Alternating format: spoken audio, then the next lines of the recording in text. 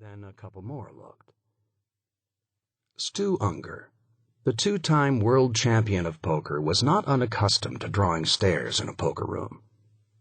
The man they called the Kid was the most feared tournament player in poker history.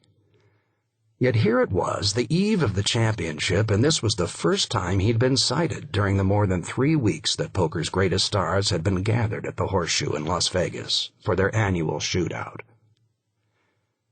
As Stuey continued to navigate his way through the room, the whispers grew louder.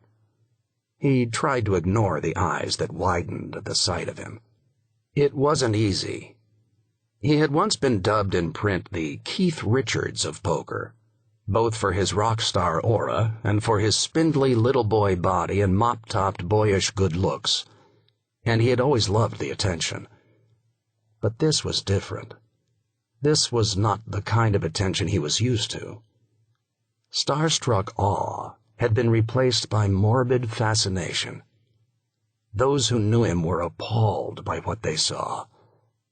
Up close, the boyishness was gone.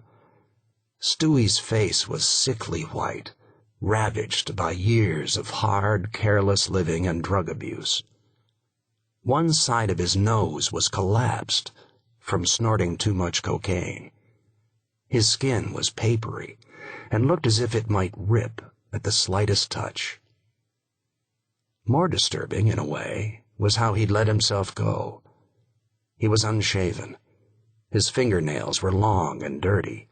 His clothes looked slept in, and he smelled. For a man who had won millions of dollars playing in the highest stakes games in Las Vegas, it was humbling to have to walk into this room this way. And worse still, because the millions were gone, squandered on drugs and outrageous sports wagers. In a matter of hours, Jack McClelland, the tournament director, would utter his famous command, "Shuffle up and deal," and the 28th annual championship would commence. Unless Stuey could persuade someone to back him, he'd be watching the action from the rail, with the rest of the poker world's unwashed masses. The night before the main event was a time of feverish desperation in the satellite area.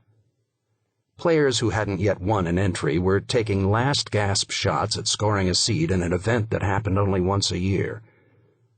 Most of the players who had already won seats, or who had the luxury of buying in for the full 10 grand, were upstairs in their rooms or across the street at the Golden Nugget.